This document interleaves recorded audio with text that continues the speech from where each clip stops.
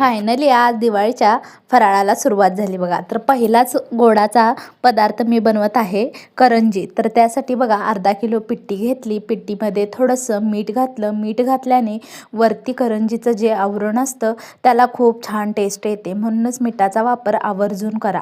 तर थोडंसं मीठ, 2 चमचे रवा, कडकडीत तेलाचं मोहन घालून छान अशी कणिक भिजवून घेतली.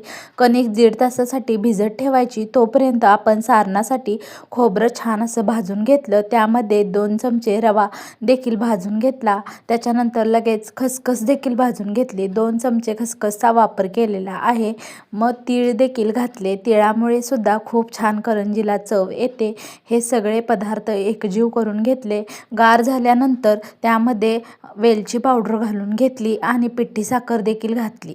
हे ना गार झाल्यावर घालायचं नाही तर मग काय होतं, पाणी सुटतं सारणाला. त्यामुळे हे सगळं शेवटला घालून घेतलं आणि छान असं सारण तयार करून घेतलं आणि छान अशी पारी लाटून घ्यायची आणि लांबट आकाराची पारी लाटायची. त्यामुळे काय होतं, आपला लांबडा होतो करंजी आणि खूप छान टेस्टला होते आणि दिसायला सुद्धा सुबक अशी करंजी दिसते. त्याच्यानंतर बघा असं एक एक करून पारीमध्ये संपूर्ण सारण भरून घेऊन त्याला दुधाने थोडंसं दूध लावून घ्यायचं, कारण त्यामुळे काय होतं, तेला सुटण्याची शक्यता कमी राहते. त्यामुळे असं करा, नक्की ही ट्रिक यूज करा.